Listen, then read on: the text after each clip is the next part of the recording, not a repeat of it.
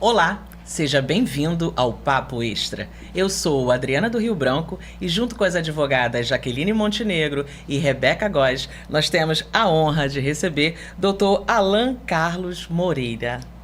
Seja bem-vindo. Muito obrigado, agradeço muito o convite. Uma satisfação estar aqui com vocês. A honra é nossa, professor. Eu vou ler para vocês aqui o currículo do nosso entrevistado. Dr. Alan Carlos Moreira Magalhães é advogado da União, com atuação na Consultoria Geral da União. Ele é também professor da Universidade do Estado do Amazonas, a UEA, doutor em Direito Constitucional pela Unifor e pós-doutorado pela mesma instituição. É mestre em Direito Ambiental pela UEA, co-líder do Grupo de Estudo e Pesquisa em Direitos Culturais. É autor de diversos livros e artigos jurídicos publicados em jornais e portais jurídicos, como o já conhecido Consultor Jurídico e o Estadão, assim como em revistas especializadas. Dentre suas publicações, destaca o seu livro Patrimônio Cultural, Democracia e Federalismo e também o É Disso que o Povo Gosta, o Patrimônio Cultural no Cotidiano da Comunidade em Coautoria. Seja bem-vindo, doutor. Eu tenho certeza que esse currículo aí está resumido, mas eu quero dizer que esses títulos todos, ele acaba perdendo para um único título. Qual é? O de professor. Maravilha. Porque professor é o que nós somos, todos esses nós estamos. E deve escutar muito. Professor, o seu trabalho é só dar aula. Exatamente, é o que mais nos questiona, né? Então, professor, hoje nós vamos falar de assuntos diversos, né, dentro das suas vastas aqui especialidades e tirar também, né, dúvidas e falar de coisas que às vezes a gente, por exemplo, estamos aqui no estado do Amazonas, né, estamos num estado onde todos que vêm aqui nos visitar ficam maravilhados, né? Não só com a nossa culinária, mas com a nossa beleza, com a nossa cultura. Temos ali o Teatro Amazonas, né? Na minha opinião, né? E olha que eu sou carioca, é o teatro mais bonito do Brasil. E também temos ali no centro, né? Os imóveis tombados. E muitas pessoas falam, mas o imóvel tombado, a gente pode comprar, a gente pode, como que a gente cuida, como que regulariza, e sabedores que todos esses procedimentos que o senhor irá nos explicar está dentro de uma tramitação do direito extrajudicial, nós gostaríamos que o senhor explicasse um pouquinho para a gente. Tá bom, então vamos lá. E concordo, o Teatro Amazonas é o teatro mais bonito, ele tem um charme próprio, enfim, e tem toda uma história, inclusive ele está junto com o Teatro da Paz em Belém, tramitando, enfim, com solicitação para reconhecimento como patrimônio da humanidade, né? São os teatros da Amazônia, e aí com os dois, então é a candidatura que o Estado brasileiro está encampando junto à Unesco para ter este reconhecimento e ser incluído na lista, né, dos patrimônios da humanidade, né? Então é uma beleza assim ímpar e de um momento histórico que nós precisamos assim sempre lembrar, né, com a riqueza da seringa, né, da produção da borracha, enfim, mas também um momento que a gente não pode esquecer, que é de sofrimento, de exploração dos seringueiros, né, que vieram e que foram submetidos a um determinado, a um trabalho análogo à escravidão, não se falava à época sobre isso, mas que traz essa história, né? Então é necessário trazer todos esses contextos e de conflito, que patrimônio cultural, quando a gente vai buscar o valor cultural dos bens, aí reconhecê-los, nós temos um momento que se reconhece a beleza cênica, que é o primeiro momento como o Teatro Amazonas foi reconhecido, essa beleza cênica, né? Mas também o valor, o sentido e o significado para os grupos e para as comunidades, né?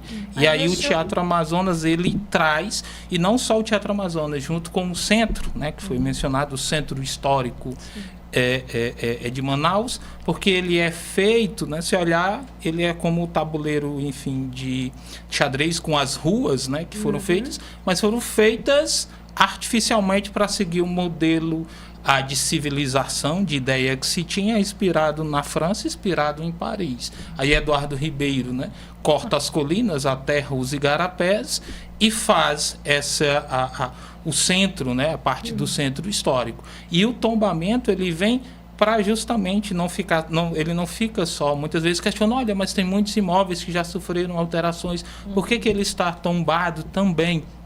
Porque ele faz parte de todo esse contexto em que foi feito. E a área urbana, o próprio trajeto urbano, ele mudou a realidade que tinha com essas intervenções e ações humanas conduzidas por Eduardo Ribeiro. Então, é todo este contexto. Mas, assim, quando você fala que os 2 teatros entraram na lista da Unesco, mas eles já são tombados como patrimônio histórico, não são? Os 2 teatros? Os ambos são tombados. Patrimônio da humanidade. Da humanidade, que é outra situação. Que aí, as pessoas entendam. Que aí, com relação à Unesco, o que é? É buscar, a nível mundial, o reconhecimento do valor cultural que estes bens têm, que os teatros possuem. Então, você colocar numa lista mundial em que você ganha... O que se ganha com essa questão? É a divulgação a nível internacional. Sim. Como é o Cristo Redentor no Rio de Janeiro. Cristo Redentor, o Coliseu em Roma... Sim.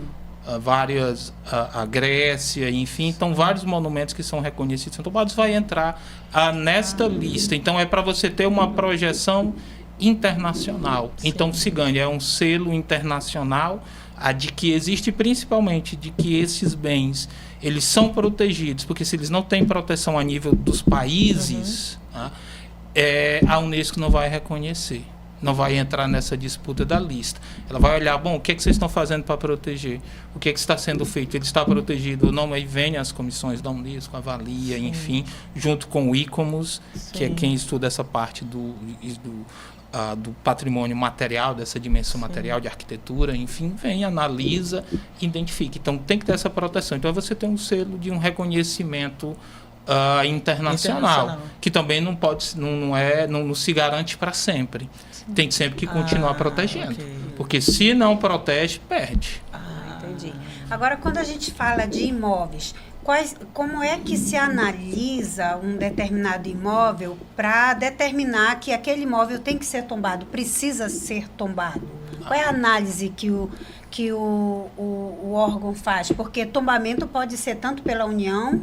Pela União, todos os entes da Federação. União, Estado, município, qualquer um deles pode sugerir o tombamento. Uhum. E aí, para sugerir, como é que eles analisam isso? A questão do tombamento entra nas competências, todos os entes da Federação, está na Constituição, competência comum. Para se identificar se um determinado imóvel ele possui ou não o valor cultural, nós temos vários critérios. Um critério que foi adotado no passado era da excepcionalidade e da monumentalidade, que foi quando o Decreto-Lei 2537 lá foi feito no primeiro momento que inicia essas proteções com o tombamento, né? Lá em 1937, aí, iniciando o Estado Novo com Getúlio Vargas. E se olhava para essa questão de excepcionalidade e monumentalidade, tudo aquilo que seria bonito, que seria excepcional, a grandes edificações, palácios, enfim. E o que se observou com o tempo, e a Constituição de 88 vem fazer essa mudança, que este tipo de patrimônio, este tipo de olhar, identificava e reconhecia apenas valor aos bens, à identidade, ao patrimônio, à memória dos grupos privilegiados, dos grupos que estavam no poder, porque era quem conseguia ter ou quem tinha essas construções, essas edificações. Mas, peraí. Quando a gente olha para as edificações e as construções dos povos indígenas, as malocas, enfim, as casas, as formas de habitar e de viver, isso tem valor. Sim. Só que no padrão europeu, que foi o que foi copiado, por isso que a Itália e a Europa, a maior parte do patrimônio material registrado na Unesco, por eles protegidos, seguia esse padrão, porque é o padrão das construções que eles tinham. Ou desse valor antigo, que a gente chama de ancianidade, de antiguidade, que seria ruínas, como o Coliseu, por exemplo, ou de grandes edificações e construções com palácios. E a Constituição de 88 ela vem mudar. Ela vai mudar esse paradigma dizendo não eliminamos essa questão da excepcionalidade, da monumentalidade, não. Mas vamos manter, vamos proteger. Se tiver essa parte desses valores, não há. Mas nós precisamos incluir outros. É tanto que a gente muda o conceito. A gente fala de patrimônio histórico, arquitetônico, artístico, e vamos falar de patrimônio cultural agora. Porque as edificações que serão importantes para serem protegidas, não são essas de beleza cênica, mas serão aquelas que tenham sentido, que tenham significado e tenham relevância para as pessoas, para as comunidades, para os grupos. Aí que é uma coisa interessante, lá na colônia Antônio Aleixo, tem uma edificação lá que é tombada pelo Estado. Eu acho belíssima essa, porque é uma que foge do padrão, porque o Estado tem tombado no centro, e a maioria dos tombamentos são aqui no centro histórico. É tombado lá na colônia Antônio Aleixo um galpão. Um galpão. Que se você olha para o galpão e se você não sabe, o que se tem aqui de beleza para ser tombado? Só que esse galpão é um dos vestígios que tem, que ficou do período quando lá a colônia foi formada para o leprosário. E ela foi montada e foi estruturada todinha naquele sistema de um controle panóptico, né? De que o Estado tinha um controle de todo mundo, que levava todos que estavam com hanseníase para isolar, que essa foi a política adotada, isolavam as pessoas lá. E elas eram isoladas e moravam nesses galpões. Os jovens, meninos e meninas, os adultos, os homens e as mulheres, se fossem casados, tinham umas casinhas, eram segregados, não podiam se relacionar, se aproximar, que eram para morrerem. E a doença morrer com eles. Estou falando palavras fortes, mas essa era a dinâmica, ou pensamento, que foi um pensamento que no restante do mundo já estava ultrapassado. E que se adotou. Aí o Estado do Amazonas, a pedido da secretária à época, Robério Braga, e a comunidade se organiza e pede a proteção, e é feito pelo Estado o tombamento desse galpão. Beleza arquitetônica, beleza cênica, você olha, não tem. Mas sentido, significado, história da história daquela comunidade do grupo. Então, é isso que traz o valor, sentido e significado para a proteção dessas edificações, porque elas vão ser memórias, vão trazer esse sentido, essa representação para os grupos e para as comunidades. Então, a gente pode dizer hoje que o tombo atualmente não é um monumento, não é um lugar.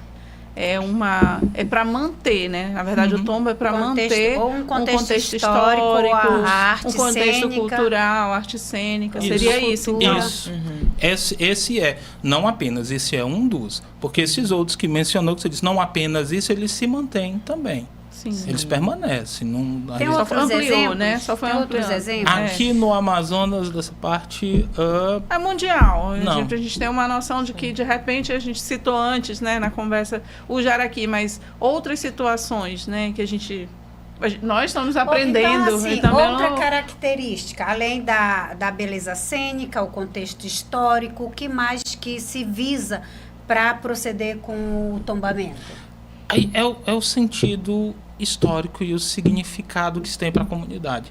Nós não temos aí neste caso assim, uma fórmula exata, porque nós precisamos buscar junto com os grupos e com as comunidades a estes sentidos e estes significados. Eu estou falando desse caso dessa edificação que fazia essa representação.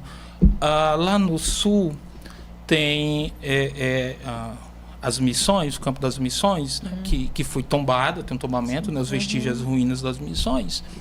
Só que posteriormente, aí essa aí é interessante, que é a conexão de valor. Aí que se busca que se sobrepõe, mas que um não vai anular o outro. Porque nessas edificações, o lugar onde tem as missões, lá no Rio Grande do Sul, onde tem as ruínas, também para os povos indígenas, quando as missões é uma construção europeia dos jesuítas, enfim, então foi feito. Só que esta edificação ela se sobrepõe sobre outras edificações e uns espaços que eram sagrados para os povos indígenas da região. E aí, com muito tempo depois, se reconhece aquele local não só com este valor deste espaço com relação aos jesuítas e às edificações das missões, mas também para as práticas rituais e culturais dos povos indígenas. Então, tem os dois no mesmo espaço. Que um não vai questão de anular o outro, é a questão de respeito de construção. Eu acho esse caso extremamente interessante. E aí, Se nós não temos edificações, ou não propriamente edificações e construções, mas nós temos técnicas, formas de construir, de edificar e de fazer, nós vamos proteger não a edificação, mas nós vamos proteger o modo de fazer. O costume, a cultura. O Japão, por exemplo, é muito interessante. Os templos do Japão, quando eles constroem os templos, enfim, alguns deles, em uma determinada periodicidade, eles derrubam e fazem de novo. A cada 20 anos, 30, não me recordo bem a periodicidade, mas eles reconstroem, porque são feitos com madeira. São feitos com material que não tem essa resistência, enfim, duradoura, e com terremotos, enfim, eles acabam ruindo e acabam sendo substituídos. Eles tinham uma grande dificuldade junto à Unesco de ter reconhecido estas edificações para inserir na lista. Por quê?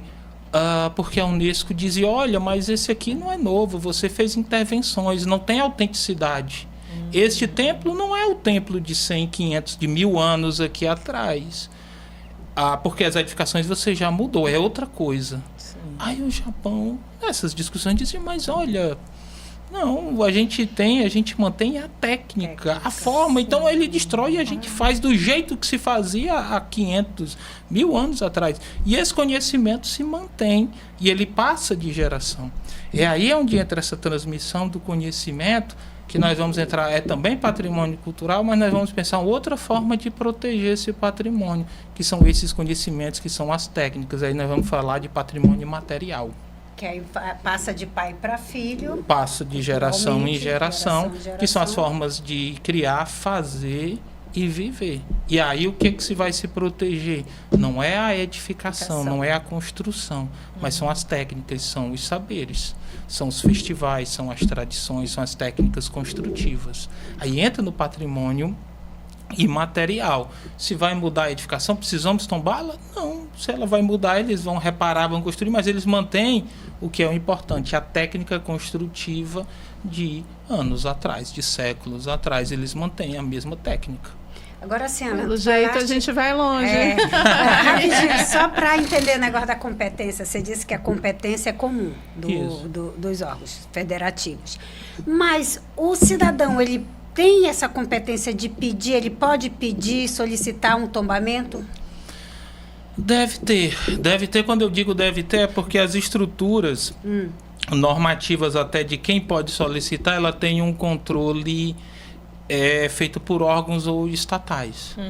Então, o próprio ministro da Cultura pode pedir, secretários, enfim. Então, você mantém estruturas estatais que podem solicitar. Então, quando a gente vai olhar a norma, então, decreto, lei 25, são essas estruturas. Não há ali um direcionamento direto, assim, o cidadão pode solicitar. O mais próximo que vai chegar do cidadão vai ser as associações, as sociedades. Mas, ainda assim, é uma entidade coletiva. Okay. Mas com a Constituição de 88, com essa nossa questão, eu advogo muito de que a comunidade, isso sem necessidade de ter uma existência formal. Sim. Porque esse é um problema. Da associação. Porque o patrimônio cultural, ele é vida, ele é vivo, ele está na dinâmica, está no nosso cotidiano, a gente não controla ele. Por isso que é um registro, porque você vai ter ali informações, documentar, identificar essa prática, mas ela pode mudar daqui a 50 anos. Ela não é a mesma de 50 anos, mas você vai ter ali o registro, o acompanhamento, que ela vai ter continuidade,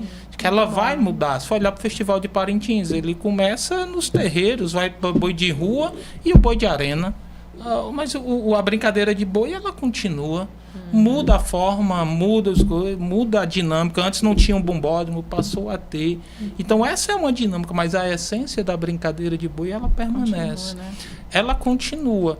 E aí, essa dinâmica, enfim, da solicitação, nós temos um aspecto formal, normativo, que exige a existência dessas formalizações, que tem uma associação formalizada. Só que às vezes as pessoas não têm, elas se organizam, uma associação comunitária, que eles se reúnem, que se associam de boca, e que vão brincar, e que vão fazer o São João, que vão fazer uma dança, que vão se organizar, fazer um festejo, e aí eles querem ter um reconhecimento, a gente tem que se formalizar para fazer. Não. O Estado tem que pensar e reconhecer essas dinâmicas comunitárias de forma de se organizar. E o direito tem que dar os pulos dele para poder incluir esses grupos e aceitar. Agora, professor, a gente falando na prática, né? Seja através de uma associação, seja através ali de um grupo de moradores ou até mesmo vindo pelo poder executivo, seja municipal ou estadual, um requerimento administrativo extrajudicial para o reconhecimento, né? Toda aquela perícia que tem que ser feita para estar ali realmente enquadrado nesse reconhecimento. A gente consegue mensurar o tempo que leva um processo desse? É difícil estabelecer essa questão de mensuração, mas eu vou explicar por quê. É porque vai depender da dinâmica, do tipo de manifestação da documentação. Okay. Quando as associações vão fazer esse requerimento, no mundo, não vou dizer no mundo ideal, mas minimamente me parece que eles precisam. Aí a gente não tem definido esse padrão de quais documentos são essenciais. Mas tem que ter registros, tem que ter alguma documentação que a própria comunidade faça sobre essa prática, essa manifestação cultural, de como eles estão fazendo. Sim. Então, registro de vídeos, enfim. Então, o que eles tiverem de material que consiga evidenciar e demarcar, delimitar, identificar essa prática cultural, ela é importante, ela deve instruir esse requerimento. Sim. E aí vai desse requerimento e a comunidade vai pensar quais são os canais que eu posso buscar, porque ela pode ir para o município, ela pode ir para o Estado, ela pode ir para a União. O que a gente observa, e eu acho um equívoco, né? É que as pessoas vão diretamente no IPHAN, vão diretamente no âmbito federal. E por que eu digo um equívoco? Porque essas práticas, essas manifestações, elas sempre acontecem no município. Só que por que elas não vão no município? Porque o município não tem estrutura. Puxa, o município não acolhe. Se for o município do interior, lugar, né? O município do Amazonas tem a Secretaria de Cultura. Né? Se for mas não for para o município do interior, não tem. Tem um secretário de cultura, muitas vezes, porque precisa ter alguns planos, algum planejamento para receber recursos da Lei Aldir Blanc, de transferência de recursos, e exige que se tenha formalmente conselhos de cultura, enfim. A estrutura, né? Que exista a estrutura, mas ela às vezes não funciona. Então já segue a dica, né? Todo município deveria ter a Secretaria de Cultura, ou tem, mas não só focada em festa e no festejo que vai acontecer, que já é tradicional, mas sim na questão do tombamento, porque traz outros tipos de benefícios. Seria isso, né? Exato. Porque aí, e é esse campo, tanto para o tombamento quanto para a questão do registro dessas práticas e manifestações culturais. Então, porque é bom assim, que a gente tenha claro, muitas vezes, e aí culpa enfim, quem dá na academia que ou não se explica, ou a complexidade do sistema, enfim, é porque são coisas o patrimônio cultural, nós dizemos o seguinte, o patrimônio cultural ele é um só. O material e o material, eles são um só. Porque eu não vou proteger o Teatro Amazonas só pela estrutura de pedra e cal. Ele tem sentido, tem valor para a comunidade, para os grupos. E esse sentido, esse valor é a dimensão imaterial.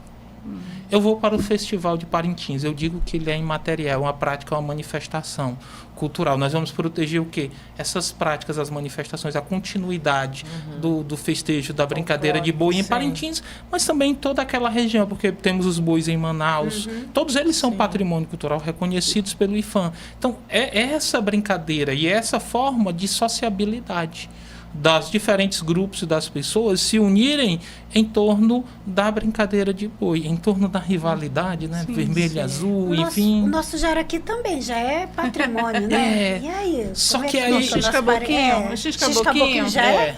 X-Caboquinho por lei. O Jaraqui e o X-Caboquinho. Por quê? Aí, olha só. Então, essas dimensões. Só que os instrumentos, eles são distintos. Por que eles são distintos? Porque ele vai dar um enfoque na proteção. Se eu falo de tombamento, eu preciso proteger a estrutura física do Teatro Amazonas porque o valor está guardado ali. O valor eu extraio dessa dimensão material, né? É cênico. Mas o imaterial no festejo, Eu não consigo fazer um festejo sem as alegorias, a dimensão material, sem o próprio espaço físico. Pode ser o bumbódromo, pode ser o que for, mas eu preciso de um espaço. Então você sempre tem as fantasias, tem as alegorias. Então tudo isso tem o quê? Tem uma dimensão material, de uma existência física. Só que não importa se vai ser no bumbódromo, aonde vai ser, se vai ser na rua, se vai ser a alvorada, não importa o local, o espaço físico, porque o que vai proteger é que essa dinâmica desses processos de sociabilidade, eles continuem. Sim. Eles existam, essas trocas de conhecimento, de saberes, enfim, a elaboração das músicas, e ela seja transmitida. Então eu não preciso, tanto que você vê aquelas alegorias, quando termina, eu estou em Parintins, aí eu olho, meu Deus, que tristeza, está quebrando. Vamos guardar em casa, né? É uma dimensão de quê? Dimensão patrimonial, assim, da estrutura física. Sim. Mas isso eles fazem amanhã, mais bonito do que esse, eles mudam, eles modificam. Então perceba que a dimensão material aí no festival, na brincadeira de boi, ele não é essencial, porque o conhecimento é o mais importante. O conhecimento de como fazer as alegorias e essas técnicas eles transmitem. Que maravilha. E a brincadeira. Aí eu registro para ter o conhecimento, para ter a informação e para proteger.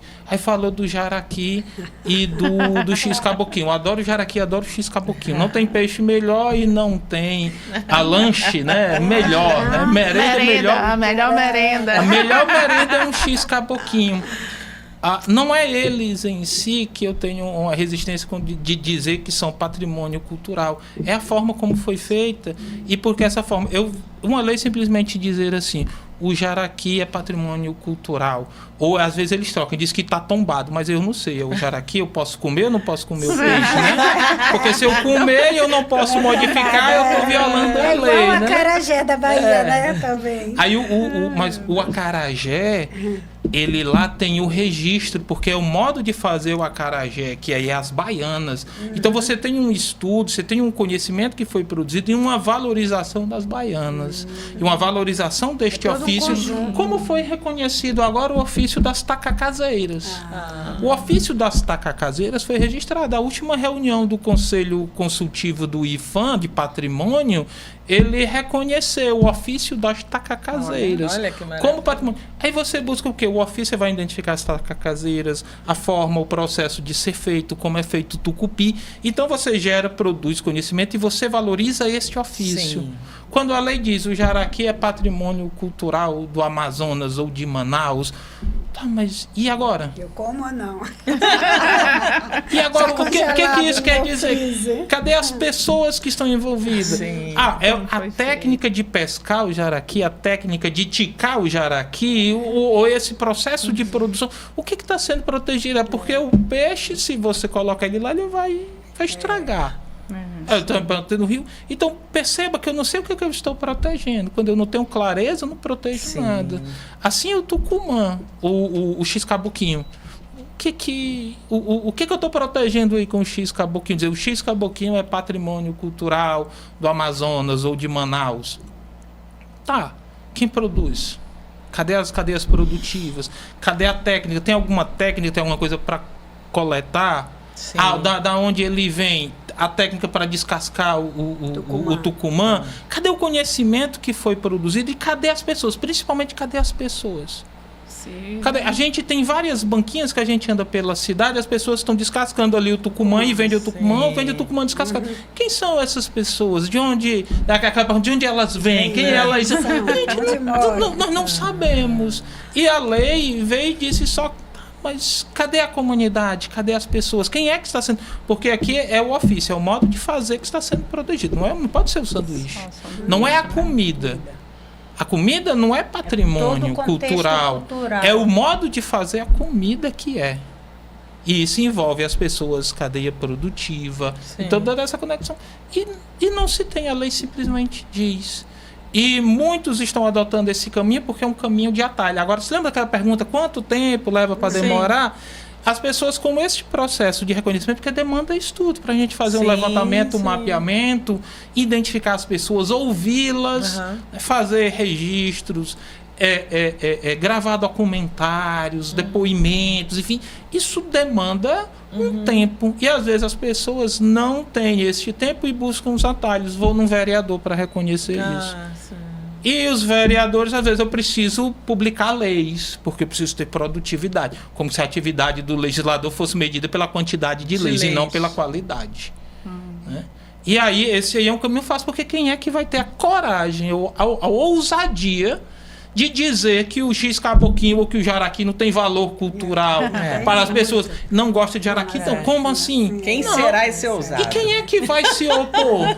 Qual vereador, qual deputado vai se opor? Não vai. Então, se esse é um projeto de lei que todo mundo concorda, que é bom nesse sentido, enfim, só que ele não agrega mecanismos de proteção e de valorização. Porque o patrimônio cultural a gente pode caminhar e no final não ter o reconhecimento. Mas o que importa não é o reconhecimento final, o que importa é esse caminhar. Porque é esse caminhar que nós agregamos pessoas, que nós agregamos os grupos. Estamos caminhando aí com o reconhecimento dos teatros, né? Se a gente caminhar e supondo, porque não é certeza ter sucesso, mas só essa caminhada ela é excepcional, porque está unindo duas capitais que foram as duas maiores cidades da parte da região norte, que tiveram um passado na borracha bem próximo, bem conectados, né, com relação a riquezas, enfim, e essa própria vivência do momento da Belle Époque, a Belle Époque em Belém, a Belle Époque em Manaus, que se conectam. Então, esse processo de agregar, e este aqui é importante. É muito mais importante porque o reconhecimento é um reconhecimento formal. Mas é este o processo que é importante. E a gente está esquecendo que o processo é mais importante do que o resultado, e estamos querendo pegar atalhos e logo pelo resultado. E o atalho está sendo as leis. Entendi. Aproveitando a deixa da merenda. Geralmente a gente pede o cafezinho, mas hoje é especial. Então, né, estamos ansiosas também, né, Adriana? Muito. Adriana, faça a sua deixa aí da merenda. Ok, eu gostaria de saber o que tão importante é hoje este café. Porque vocês sabem, né? A gente tem aqui o nosso coador e tudo mais, mas hoje acho que vai ter uma surpresa aí. Tem a surpresa aqui pro meu amigo Alan, que eu não podia deixar de trazer as queijadinhas. As famosas queijadinhas. E aí, vamos deixar o Heriberto, que não pôde vir com água na boca, né? E todos os outros professores. Todos os outros. Todos os professores da Uninorte anseiam com essas queijadinhas. Todo mundo lá fala. Olha só. E detalhe, pessoal, isso aqui não foi de padaria, tá? Peraí, rapidinho. Então, pessoal, essa queijadinha, ela não é comprada em padaria, não, tá? A nossa apresentadora, a doutora Jaqueline Montenegro, é quem faz. Olha aí, ela não é tombada, tá? Ainda. Já? Mas é para comer, porque se tombar, como é que eu vou comer isso? Como é que fica essa situação? Vai virar o jaraqui, né? Aí precisamos registrar, que é o modo de fazer a queijadinha, que aí são seus conhecimentos que vão ser registrados para que as gerações futuras possam desfrutar, né, desta delícia que é as queijadinhas da Jaque. Olha, pessoal, eu lamento, viu? Vocês não estejam, olha, provando isso.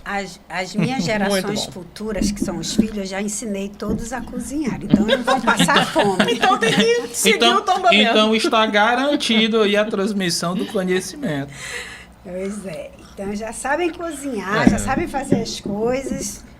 Não morrem de fome, pessoal, por aí. Enquanto o nosso entrevistado prova dessa maravilha que ele já conhecia, né? Vai só relembrar aqui esse gosto maravilhoso. Eu gostaria de agradecer aos nossos patrocinadores, que agora, nesse ano de 2026, continuam aqui conosco. Muito obrigada à empresa Regularize.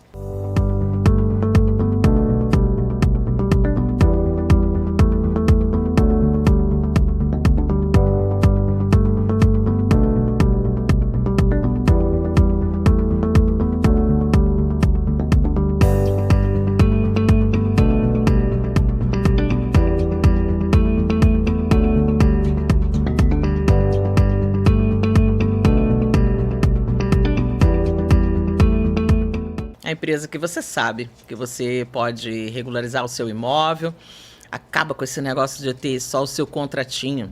Vem para Regularize, venha ser proprietário do seu imóvel. Nós temos também muita gratidão pela empresa FRTB.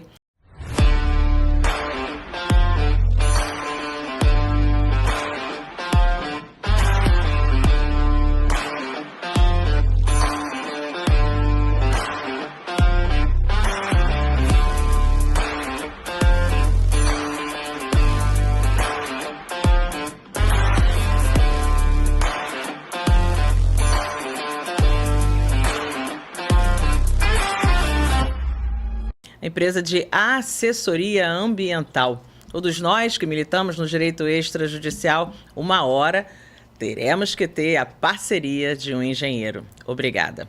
Temos também o nosso Instituto IBDESP, instituto que pela segunda vez no ano de 2024 e no ano de 2025 trouxe aqui a Manaus o Congresso de Direito Extrajudicial, do qual o nosso entrevistado no ano passado, em 2025, esteve conosco.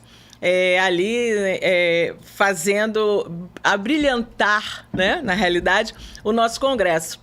E aí, é através desta deixa do congresso que eu gostaria que o nosso entrevistado contasse para a gente sobre Flutuante, que foi realmente o que ferveu o nosso congresso, porque todo mundo que estava ali queria saber. Professor, Flutuante é uma embarcação? Essa foi a pergunta. Essa foi a pergunta, né, de que ficou e foi justamente lá no Congresso, né? Marcou o embate, muito, a nossa discussão com o professor Heriberto, sim, né? O professor Heriberto Rezende. Um abraço, professor. Que ele defendeu bastante, enfim, que não seria, né, uma embarcação, e com argumentos bastante sólidos, né? Bastante coerentes, enfim, defendendo que seria ali um bem imóvel, né? Até sinalizando, né, que demandaria a questão do registro de imóveis, enfim, e com uma defesa bem importante de que os flutuantes, eles não são feitos ou não são pensados, enfim, para navegabilidade. Eles não têm navegabilidade.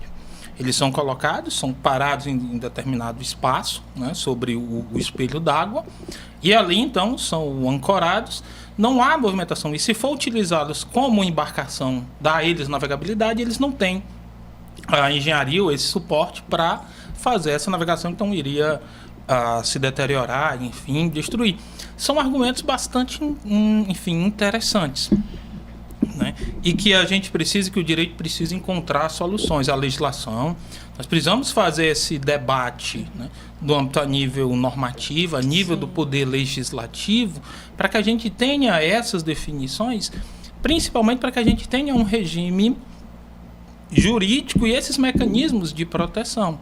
Mas, por enquanto, me parece que a dinâmica de considerá-los uma embarcação, ainda que nem tudo que esteja flutuando seja, nem tudo que flutue seja embarcação, mas ele segue essa lógica ainda, essa dinâmica, porque precisa ter formalmente o reconhecimento e ter análise, e eles são feitos, são construídos na parte da engenharia naval. Então, eles têm que ter a flutuabilidade, né, essa viabilidade.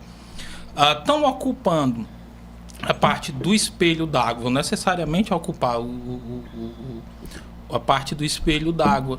Então, tem que ficar ali na parte de ordenação, de organização da Marinha, né, se estamos falando ali de rios navegáveis, enfim, então, que o espaço, pelo menos aqui no Tarumã, onde a maioria deles ficam, me parece que este regime jurídico ainda é o que deve ser seguido e é o que está sendo pautado.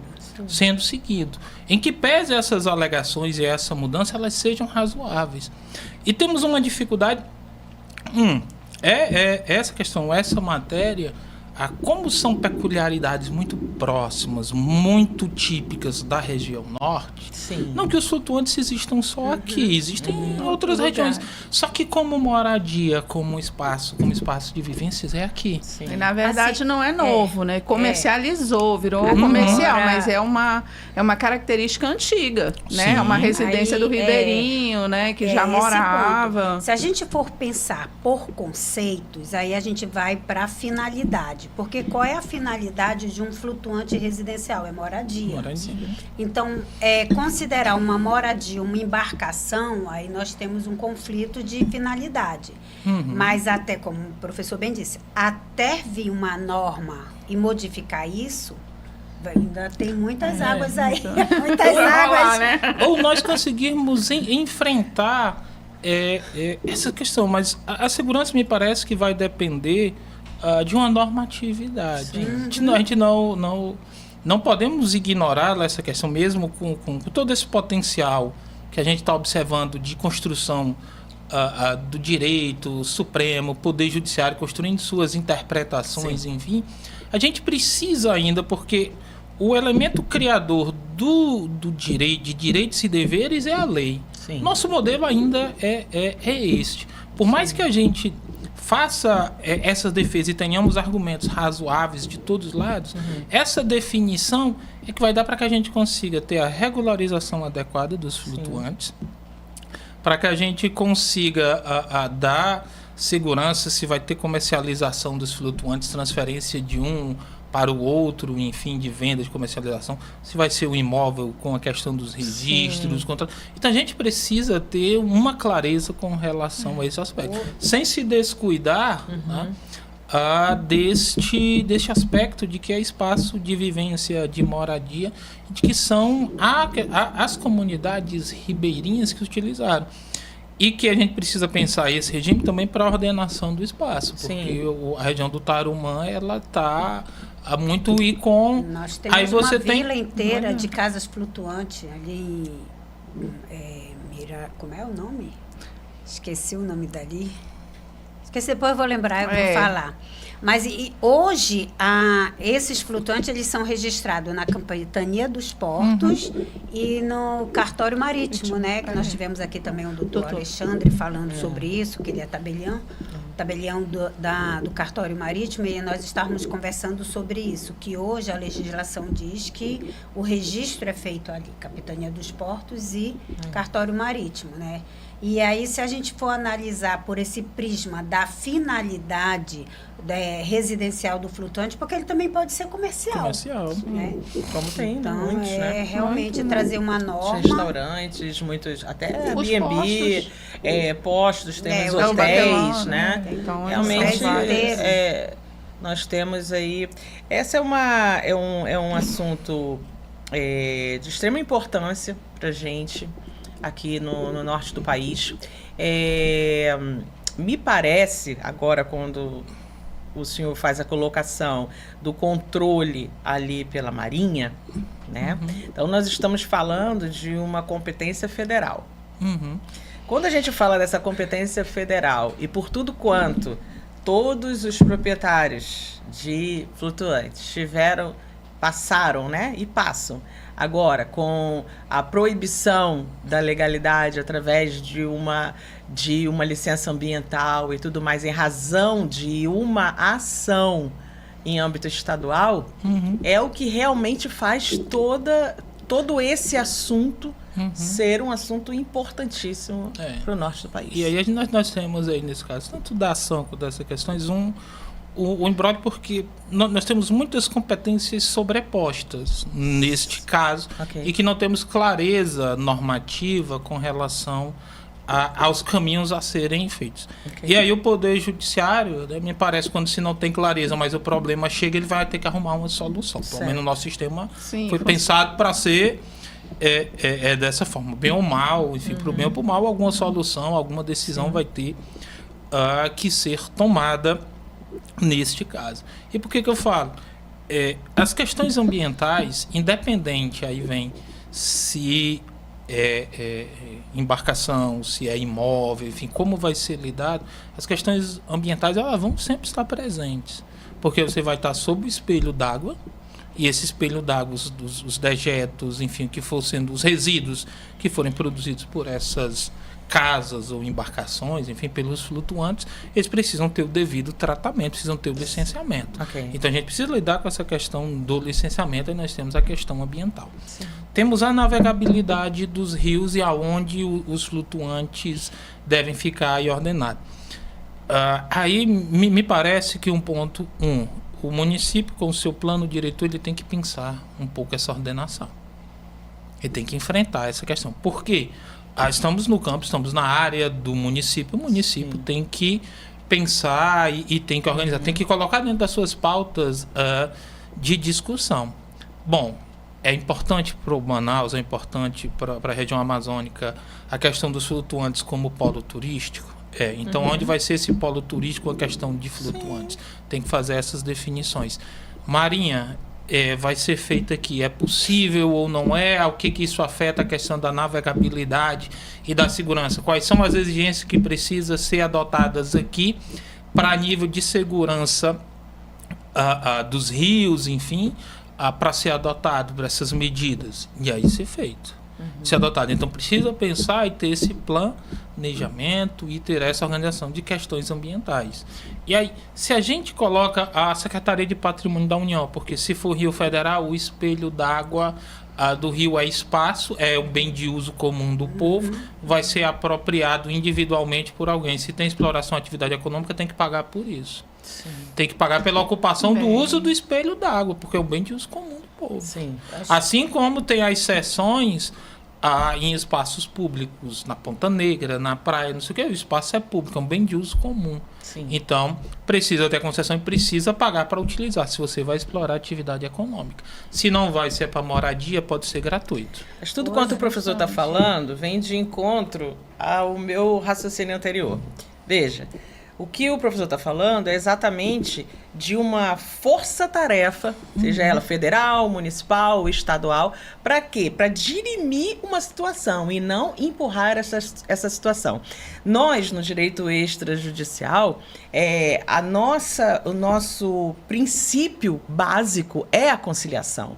Nosso princípio é fazer com que todas as demandas sejam tratadas no âmbito extrajudicial para que nós não tenhamos a judicialização das causas e com ela, junto com morosidade, valores, etc.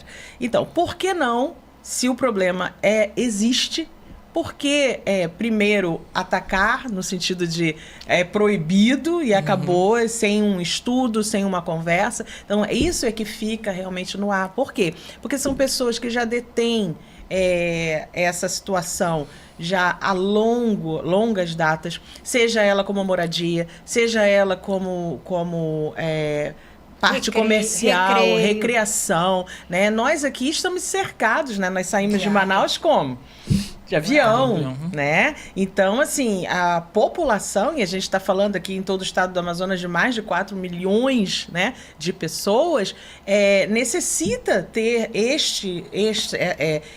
desses flutuantes para ter suas recreações, né, outros para uma questão econômica. Então, fazer com que essa ação judicial, né, venha ao desencontro de toda uma parte que pode ser realmente sentando junto com os interessados e com os órgãos, algo muito grandioso para todo, não só para aquelas pessoas, né? E nem só para a população, mas toda a parte tributária, toda a parte de economia também a ser gerado, né, professor? Isso.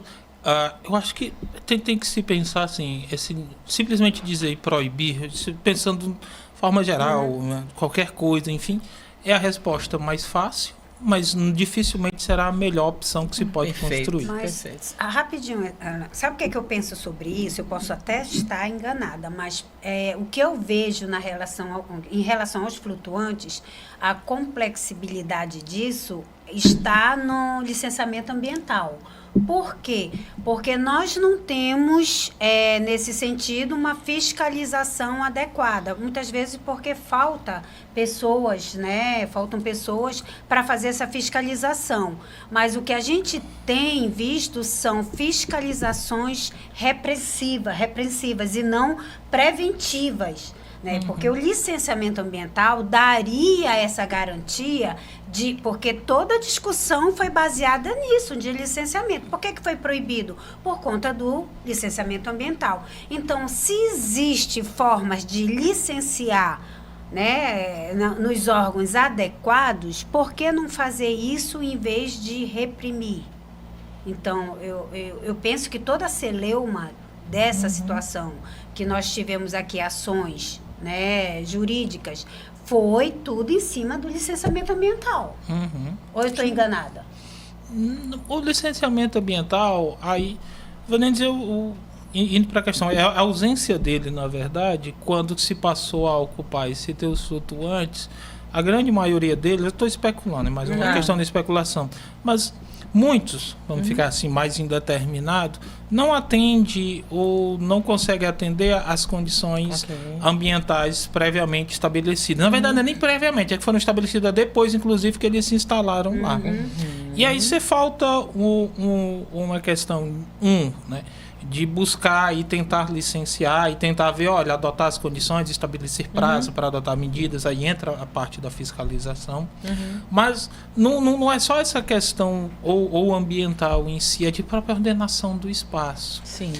E de conseguir identificar e saber, eu acho que uma das medidas que é extremamente importante é a partir de dado momento que foi a decisão ou que foi tomada judicialmente, que novos flutuantes fossem levados para aquele determinado espaço ali do Tarumã, porque você estava tendo uma aglomeração, e isso dificultava o trânsito, e quando você tem mais flutuantes, quando você tem mais ocupando esse espaço, você aumenta potencialmente a poluição. Né? Então você aumenta a poluição. Isso é ruim também para a questão, se for pensar de turismo, enfim, porque você vai degradar aquele espaço. Então tem que se pensar assim, a questão ambiental é o complicador maior, mas nós temos outros que não podem ser ignorados, que é de ordenação do espaço em casa. É moradia e precisamos, acho que eu falei, se não me engano eu falei isso lá no congresso, a gente tem que diferenciar e essa questão, e de pensar a questão de gente, você não pode tirar as pessoas que usam para moradia, me desculpe, mas a de moradia não, do Ribeirinho está lá há muito tempo, esses aí não. Sim. Porque a casa, a moradia, o espaço onde ele vive. Cultural, é regional, é direito à moradia. E se causa impacto, enfim, mas você vai deixar as pessoas que estão lá esse longo tempo. Se você usa para exploração de atividade econômica, ok, você está explorando atividade econômica, é um empreendimento, você está assumindo um risco e esses são os custos que tem do seu empreendimento. Eu uso para alugar, é moradia, mas você aluga, não, é para explorar a atividade econômica. Agora, aqueles que moram têm que ter o olhar do poder público muito claro com relação a eles, e se eles não conseguem atender exigências, temos que ter política pública para dar condições para que eles atendam. Com certeza. Porque aí, no caso, não é eles que estão causando dano ambiental, me parece que eles são muito mais a questão de vítimas de ausência de uma infraestrutura, que se a gente olha na terra firme, nós vamos dizer de ausência de saneamento básico. Você não vai tirar alguém da sua casa porque não tem o saneamento básico. Você vai levar o saneamento. Se você tem o ribeirinho que utiliza os flutuantes como sua moradia, ele está lá, estamos falando de comunidades tradicionais, falando de ribeirinhos, temos que levar a infraestrutura para eles e não tirá-los, porque você está negando a ele você estava excluindo duas vezes, Com né? certeza. O acesso a condições ambientais, sanitárias adequadas, e ainda está querendo tirá-lo para onde, né? Então, isso aí tem que ser pensado e o poder público tem que atuar. Eu acho que falar, né, no podcast sobre essas questões, a gente jogar luzes ou chamar a atenção para esses aspectos que são importantes. E também nos colocar à disposição também, né? Como dentro das nossas especialidades, né? Também para que a gente venha somar, né? Tá aqui um doutor, né? Falando para cada um de vocês, né? Nós que somos especialistas no direito extrajudicial, todos aqueles que já passaram e muitos colegas, né? Em todo o Brasil, não estou falando só a nível do Amazonas, né? Que a gente possa realmente sentar à mesa e discutir da melhor forma possível. Porque realmente essa situação, isoladamente, que aconteceu aqui no Norte, para a gente foi uma situação assim, como o senhor está falando, aliás, a doutora Jaqueline falou, né? É inconstitucional no que tange você não dá as diretrizes, mas você, como o senhor bem falou, né? É mais fácil falar, sai daqui, né? Repressiva, exatamente, é repressiva. No âmbito judicial, me parece que você tem sim ou não. Exato. Às vezes você consegue um meio termo. Essas construções de viabilidade, de possibilidades, sim, o caminho é o extrajudicial. O caminho é a atuação extrajudicial, onde você tem esse espaço para a construção de diálogo, sim, e construir diálogos entre iguais. Maravilha. A estrutura judicial, ela é uma estrutura decisória. Sim. Não é a culpa do juiz, com absolutamente, certeza, mas é a estrutura. Sim. Esse é o modelo. Se a gente consegue construir no diálogo outros, sim, caminhos, outras alternativas, sim, extrajudicial é a melhor forma, ou é o melhor caminho. Sim. Porque o judiciário, a estrutura dele é para ser decisionista. Eu vou decidir, eu vou resolver. Exatamente. Isso e aí é sim, podcast, né? É sim, ou é sim, ou é não. Nunca vai ser talvez, e pode ter alguma dosagem ali, mas uma dosagem que as partes ou as pessoas que estão envolvidas não vão ter o controle, ou pode desagradar, sim, a todo mundo e não resolver a questão do problema. Sim. E aí você cria um outro problema, né? Porque não, sim, resolveu, e a decisão judicial, pelas suas características, ela vai ser lá imutável, enfim. Você vai ter que submeter a recursos e mudar, enfim. Exatamente. Então, o caminho, me parece, dos nossos modelos de solução de conflitos, o caminho extrajudicial. Podcast, porque eles falam ainda do impacto econômico, né? Que muita gente vendeu o imóvel para ter um flutuante, para fazer gerar renda, e também vai... E nem falamos de registro do imóvel, do patrimônio tombado, do imóvel tombado. Porque nós temos um flutuante, e eu acredito que deveria ser tombado, porque chega um turista, a primeira coisa que a gente faz... Vou te apresentar um flutuante, que é uma coisa regional nossa, né? Então, vai impactando em vários setores. Né? Onde tem o jaraqui também, turismo, na cultura. Bom, pessoal, como vocês podem ver, são muitos os assuntos, porque, primeiro, que é muito gostoso, né? Nós estarmos aqui, professor conhecedor, né? Do tema. E esse ano de 2026, nós temos uma novidade para você. Se você nos seguir, se você der o seu joinha, não só no canal do YouTube, mas ali no nosso Instagram, nos acompanhar, comentar, você pode ser chamado para vir ao estúdio conosco, tomar o nosso cafezinho, comer esta delícia da doutora Jaqueline, até caiu, e conhecer, exatamente, futuramente queijadinha. Ela vai ser tombada aqui agora. Quando desligar, meu Deus. Mas tombou. E nós temos essa novidade para vocês, porque o nosso intuito, como vocês sabem, né, se vocês forem lá maratonar os nossos programas, né, hoje acredito que já no 16 ou 17, 17º programa, vocês vão realmente conhecer o leque de assuntos dentro do direito extrajudicial. Como vocês sabem, não é aquilo que você faz no cartório, são requerimentos que você faz para órgãos, sejam eles públicos ou empresas privadas. Tudo isso abrange o direito extrajudicial. Como vocês bem sabem, o nosso programa não é um programa direcionado a advogados, a alunos de direito, mas é para você, a sociedade, que precisa cada vez mais conhecer o seu direito, precisa cada vez mais saber como exigir, como pedir, acima de tudo, como requerer. Contratar profissionais especializados para te auxiliar. Você vai ter uma economia no seu tempo, porque tempo é dinheiro, no seu bolso, né? E nós garantimos que você sairá com o seu direito respeitado. Mas antes de terminar, eu queria que o professor dissesse onde encontra seus livros. Os meus livros, eles estão disponíveis na Amazon, então podem ser encontrados na Amazon. Se estiver aqui residindo, enfim, em Manaus, eu tenho exemplares, podem me contactar pelo Instagram, @alan com 2L-CM2.